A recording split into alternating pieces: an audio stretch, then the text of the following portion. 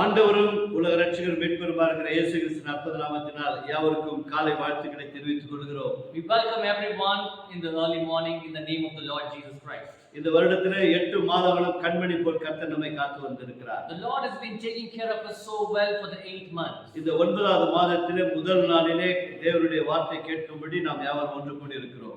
In this month, new month, in the first day, we have come together to listen to the word of God. எல்லா மகிமையும் கர்த்தருக்கே. All glory goes to the Lord. இந்த மாதத்தின் வாக்குத்தத்த வார்த்தைகளை பார்த்து நாம் ஜெபித்து ஆண்டவருடைய வார்த்தை கேட்போம். Today we are going to listen to the promise of the month and we are going to pray and we are going to surrender to the Lord. யோவான் எழுதின நற்செய்தி நூல் 14ஆம் அதிகாரம் 27வது இறைவசனங்கள். If you can read it, John chapter 14, 27, the verse says, சமாதானத்தை உங்களுக்கு வைத்து போகிறேன், என்னுடைய சமாதானத்தை உங்களுக்கு கொடுக்கிறேன்.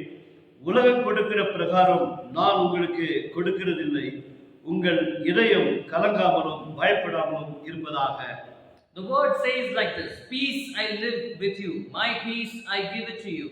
I do not give to you as the world gives. Do not let your heart be troubled and do not be afraid.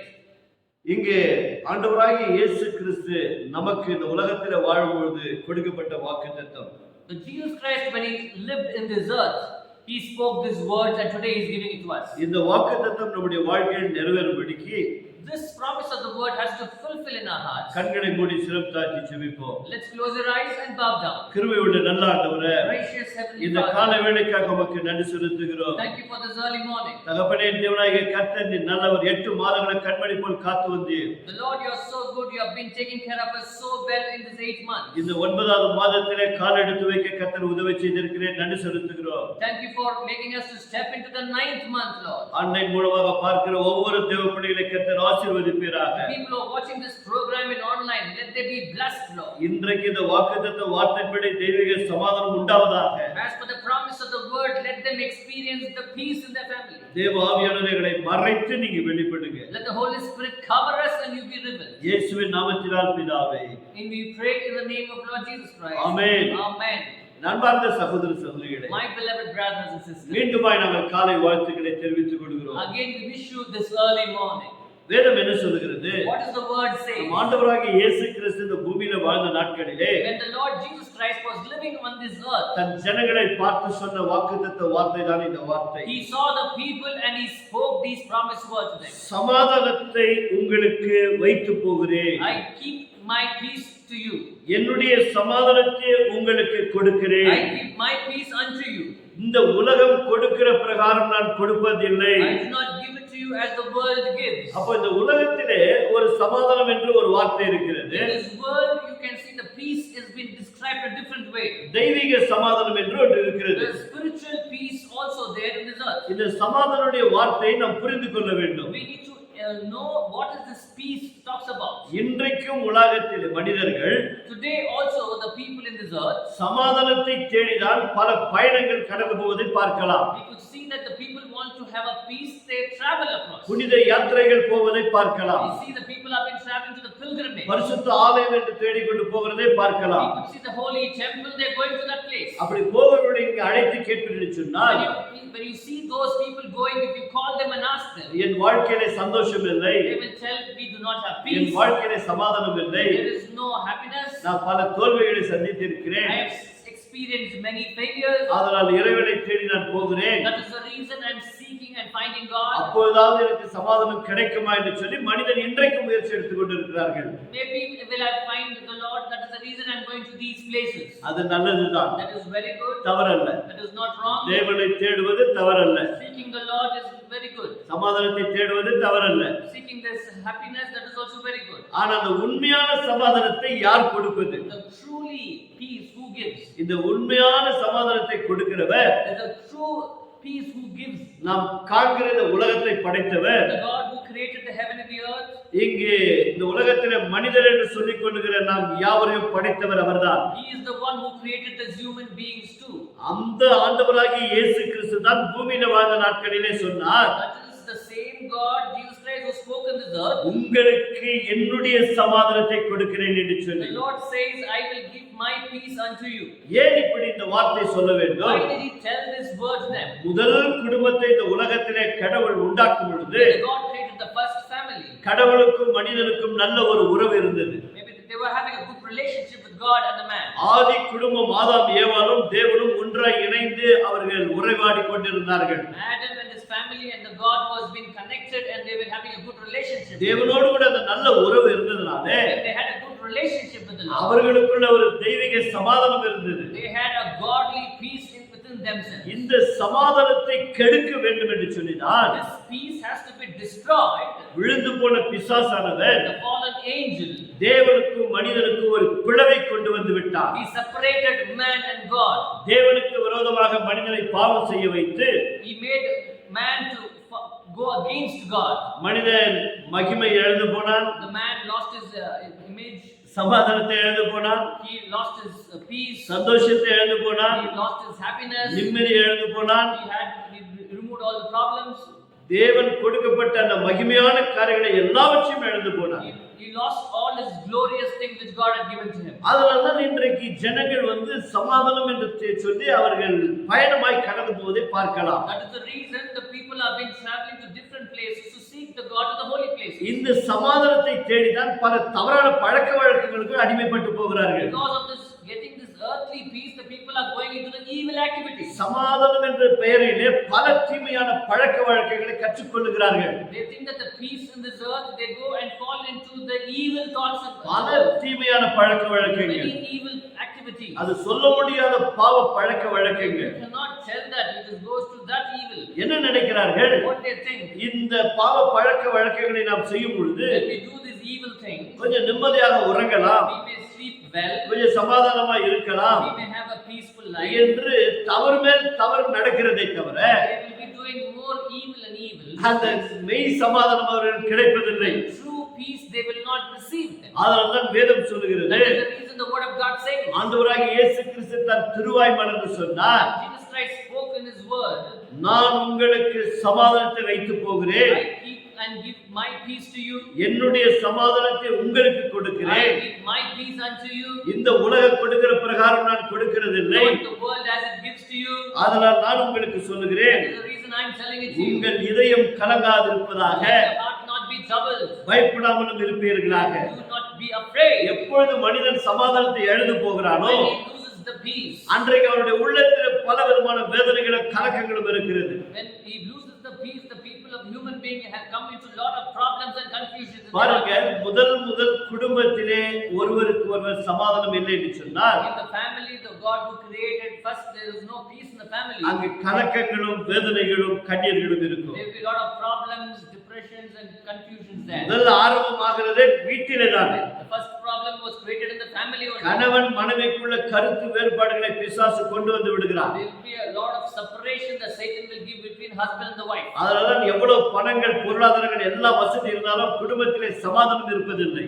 So much of money and properties you may have, if there is no unity, there is no peace in the family. அதனால் இந்த மாதத்திலே தேவனுடைய பிள்ளைகளே, In this month, my beloved people இந்த நிகழ்ச்சியை பார்த்து who கொண்டிருக்கிறவர்களே, are watching this program, சபையிலே தேவனுடைய வார்த்தை கேட்டுக் the கொண்டிருக்கிறவர்களே, people are listening to the word of God in the church. கர்த்தர் சொல்லுகிறார், The Lord says, நான் உங்களுக்கு சமாதானத்தை வைத்து விட்டு போகிறேன். I give my peace unto you. இந்த உலகம் கொடுக்கிற சமாதானம் அல்ல, Not the world as gives you. உங்கள் இதயம் Let கலங்காதிருப்பதாக. your not heart be troubled. தேவனிடத்தில் விசுவாசமா இருங்க, Have faith in the Lord. பயப்படாதிருங்க. Don't be afraid. காரணம் என்ன? What is the இந்த reason? உலகத்தின் அதிபதியாகிய பிசாசானவன் The evil who rules this earth, சமாதானத்தை இழக்கும்படி செய்கிறான். he makes that they should lose the peace. ஆனால் தேவனோ But the Lord, அந்த சமாதானத்தை கொடுக்க he வந்திருக்கிறார். came to give peace to this earth. அதனால அந்த பூமியில வாழும் பொழுது When he was living in this earth, இயேசு மத்தேயு 5ஆம் அதிகாரத்திலே you see Matthew chapter 5, 9ஆம் வசனத்திலே இப்படியே சொல்லியிருக்கிறார். 9th verse, you can see like என்ன this. சொல்லியிருக்கிறார்? What he says, சமாதானம் செய்கிறவர்கள் பாக்கியவான்கள். people who makes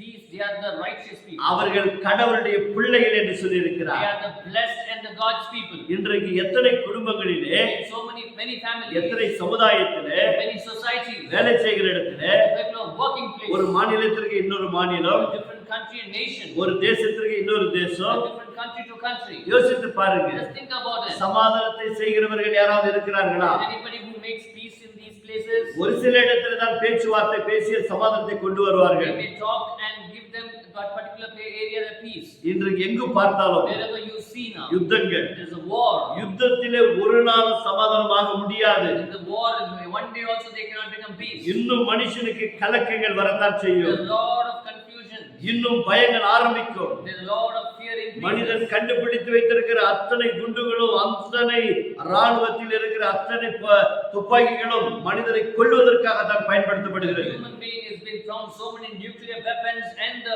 might weapons were to kill the human being. ஒரு நாட்டை பாதுகாப்பதற்கு என்று வைத்திருக்கிறார்கள், நல்லது. They think that to protect the country they have kept all these weapons. ஆனால் அந்த யுத்தத்தினாலே சமாதானம் கிடைக்காது. But because of the war you will not get the peace. நாம் வாழ்ந்து கொண்டிருக்கிற நாட்களில் அநேக யுத்தங்களின் செய்திகளை கேட்டிருக்கிறோம். Where we are living today, we could hear many war messages. ரஷ்யாவுக்கு உக்ரைனுக்கு நடந்து கொண்டிருக்கிற போர் என்னவென்று தெரியும். You should be aware of there's a war happening in Russia and Ukraine. எருசலேமில் நடந்து கொண்டிருக்கிற ஹமாஸ் அவர்களுக்கும் நடந்து கொண்டிருக்கிற யுத்தங்களை நாம் கேள்விப்பட்டிருக்கிறோம். You can also see that Israel and Hamas have been having a war between each other. ஏன் நம்முடைய தேசத்திலே சீனா பக்கத்தில் இருக்கிற நாடுகளிலே நாம் சண்டை போடுவதை We பார்த்திருக்கிறோம். also see that our country very close to China, we see that there's a war happening. மனித குலமே, Human being. இதுல ஒரு காரியத்தை நாம் தெரிந்து கொள்ள One வேண்டும். thing you should realize. யுத்தம் செய்தவர்கள் சிலர் நாட்டுக்காக தியாகம் செய்து உயிரை தியாகம் செய்து விட்டார்கள். Some people would have been fought for their country and they would have been died. தேசத்திற்கு விரோதமாக தேசம் யுத்தம் செய்து ஒருவேளை ஜெயித்து இருக்கலாம். Maybe they would have been fought against different countries and they would have win the victory there. சில இடங்களை பிடித்திருக்கலாம். They would have captured certain areas. ஆனால் But அந்த இடம் அப்படிதான் இருக்கிறது. the place remains same. அந்த இடத்துல யுத்தம் செய்தவர்கள் எல்லாம் மரித்து போனார்கள். Whoever fought for the country, there all people have been died. அந்த இடத்தில் அனுபவித்தார்களா? They experienced and loved that place. சிந்தித்து பாருங்க. Just think about it. அதனால் யுத்தத்தினாலே ஒரு சமாதானம் கிடைக்காது. Because of the war, we cannot get the peace there. யுத்தம் செய்ய செய்ய When you do a lot of war, மக்கள் எவ்வளவு மரிக்கிறார்களோ many people will die. அவ்வளவு அந்தந்த தேசத்தில் இருக்கிற மக்கள் இன்னும் கோபம் அடைகிறார்கள். In other countries who have been lost their loved ones, they're getting angry. சமாதானம் வருவதில்லை. There is no peace coming in. ஆனால் இயேசு சொல்லுகிறார், But the Lord says, சமாதானம் செய்கிறவர்கள் the பாக்கியவான்கள். people who make peace, they are blessed people. எந்த வீடா இருந்தாலும் சரி, Any house, ஒரு வீதியா இருந்தாலும் maybe சரி, any street, ஒரு அரசு அலுவலகமா maybe இருந்தாலும் சரி, government area, ஒரு தேசத்திற்கு இன்னொரு தேசமா இருந்தாலும் maybe சரி, from different country to another country. உட்கார்ந்து அவர்கள் சமாதானத்தோடு பேசி They sit and makes the place to come. பேச்சுவார்த்தையினால் சமாதானத்தோடு வாழ முடியும். When you can talk each other and give them peace. பேசினவர்களும் வாழ்வார்கள், People also live. தேசத்தில் இருக்கிறவர்களும் The வாழ்வார்கள், country people will live. தேசமும் சந்தோஷமா இருக்கும். Even the country will be happy. யுத்தமில்லாத ஒரு ஆட்சி வாழ முடியும். They can come without the war, the people can rule. ஆனால் இன்றைக்கு எப்படி இருக்கிறது? But now you see how the ruling is எங்கு happening. பார்த்தாலும் சண்டைகள், There's a lot of war, எங்கு பார்த்தாலும் குழப்பங்கள், a lot of confusion, எங்கு பார்த்தாலும் இதய கலக்கங்கள், a lot of heart tribulation, அக்கிரமம் மிகுதியாவதினால் there's a lot of problems coming up. மனிதனுடைய இதயம் சோர்ந்து போயிருக்கிறது. The heart has become very sad. அன்பு தனிந்து போய்விட்டது. Love is also decreased. ஆனால் தெய்வீக சமாதானத்தை கொடுக்கிறவர் ஒருவர் But இருக்கிறார். there is one person who gives you a love. இந்த உலகத்தில் வாழ்கிற அத்தனை கோடி மக்களுக்கு சமாதானத்தை கொடுக்கிற ஒரு தேவன் இருக்கிறார். The more crores of people who have been living in this earth, for them the giving of love, there is one God. ஆதி குடும்பத்தை கெடுத்த பிசாசானவனை The God, the evil who destroyed the old ஆண்டவராகிய family. இயேசு கிறிஸ்து But the Jesus Christ, Kalvari சிலுவையிலே in the Mount Calvary, அவனை முறியடித்து he விட்டார். broke his head. வேதம் சொல்லுகிறது, The word of God says, திருமறை தெளிவாய் the போதிக்கிறது. Bible clearly says, எபிரேயர் 2 அதிகாரத்திலே Ephesians chapter 2, 13 இருந்து 16 வரைக்கும் வேத வசனங்களை வீடுகளிலே தயவு செய்து வாசித்து I பாருங்கள். request you to read to 13 there. அந்த இடத்துல என்ன What does சொல்லப்படுகிறது? the word say?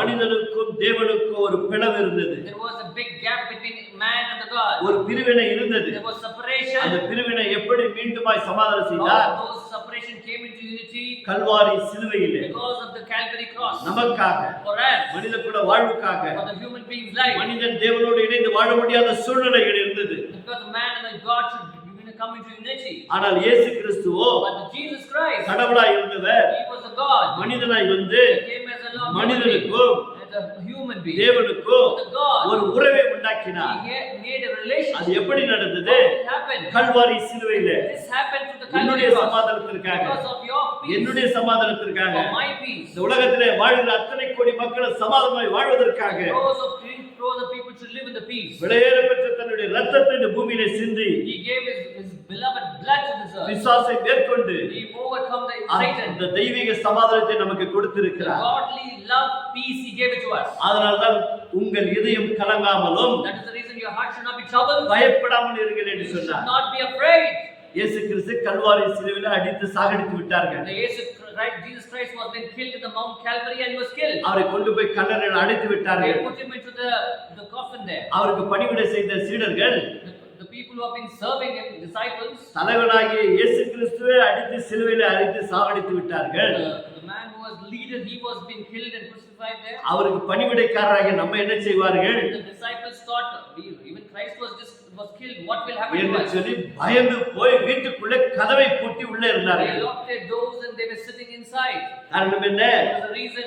பயம் அவர்களை ஆட்டி படைத்தது. Because the fear was being ruling them. சமாதானத்தை They இழந்திருந்தார்கள். lost their peace. அவ்வளவு பெரிய தேவனே அவர்கள் சிலுவையில் அறைந்து விட்டார்களே. So big God, he was being crucified on the cross. எத்தனை அற்புதங்கள், So many wonders, எத்தனை அதிசயங்கள். so many signs. மரித்து போன சடலங்களை எல்லாம் எழுப்பி He இருக்கிறார். raised the dead. பல வருடங்களாய் வியாதிப்பட்டவர்களை சுகப்படுத்தி இருக்கிறார். Many people in the sickness, they were healed. பல வருடங்களை பிசாசு பிடித்து விடுதலை கொடுத்தார். Many people have been into the capture of demons. They were அப்படிப்பட்ட released. ஆண்டவராகிய இயேசு கிறிஸ்துவை It was delivered by the Jesus Christ. Kalvari சிலுவையில் அடித்து சாகடித்தார்களே.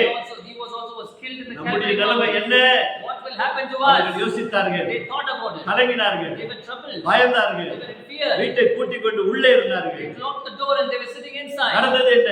What happened? மரித்தவர் கல்லறையிலே இல்லை, But the person who died, he was not in the மரித்து coffin. அடக்கம் செய்யாயிற்று. He was completely into the tomb. மூன்றாம் நாள் உயிர்த்தெழுந்தார். Third day he rose again. உயிர்த்தெழுந்த ஆண்டவர் The rose again God. அவர்கள் இருக்கிற அறைக்குள்ளே வந்தார். He came inside the house. உங்களுக்கு சமாதானம் என்று He சொன்னார். told you, there be a peace to you. Amen கர்மர்களே. Yes, my இந்த people. உலகத்தை பார்த்து, He saw the earth. இந்த உலகத்தில் வாழ்கிற ஜனங்களை He பார்த்து, saw the earth. Remember பல the பேர் earth. செய்கிற அந்த தீமையான காரியங்களை பார்த்து, He sees the people who are doing evil. He sees them. உலகத்தில் நடக்கிற அந்த யுத்தங்களை பார்த்து He sees that the war which is happening. பயந்து கொண்டிருக்கிறீர்களோ, You have been afraid. கலங்கி கொண்டிருக்கிறீர்களோ, Are you in trouble? வேதனைப்படுகிறீர்களோ? Are you in confusion? கர்த்தர் சொல்லுகிறார், The Lord says. உங்களுக்கு The சமாதானம், Lord says, peace to you. உங்களுக்கு சமாதானம். Peace unto you. அந்த சமாதானத்தை கொடுக்க தான் நம்முடைய தேவனாகிய That கர்த்தர் peace, வந்தார். Jesus Christ came into earth. அதனால்தான் பரிசுத்த பவுல் சொன்னார், That's the reason that Paul says. பரிசுத்த பவுல் சொன்னார், Paul says. ஆண்டவராகிய இயேசு கிறிஸ்து சொன்னார், Jesus Christ says. இந்த உலகத்திலே வாழும் பொழுது When you are living in this earth, சமாதானமாய் you வாழுங்கள். need to live in the peace. கண்களை மூடி சிறப்பாய்த்து Let's ஜெபிப்போம். close your eyes and bow down. கிருபையுள்ள நல்ல ஆண்டவரே, Gracious Heavenly இந்த Father, மாலை வேளைக்காய் நன்றி thank you செலுத்துகிறோம். for this early morning. கொடுக்கப்பட்ட வேத சத்தியங்களுக்காய் நன்றி. Thank you for this word which இந்த you give உலகம் us. கொடுக்கிற சமாதானம் அல்ல, What the word gives என்னுடைய me. சமாதானத்தை கொடுக்கிறேன் என்று I சொன்னேன். will give my peace unto அப்படியே அந்த you. நிகழ்ச்சியை பார்க்கிற அத்தனை பேருக்கும் Whoever is watching the program, all ஒரு the தெய்வீக people, சமாதானத்தை கொடுங்கப்பா. let there be a glorious peace அப்படியே today. செய்கிறமைக்காய் Thank நன்றி. you for doing it that way. மகிமையை You எடுத்துக்கொள்ளும். take the glory.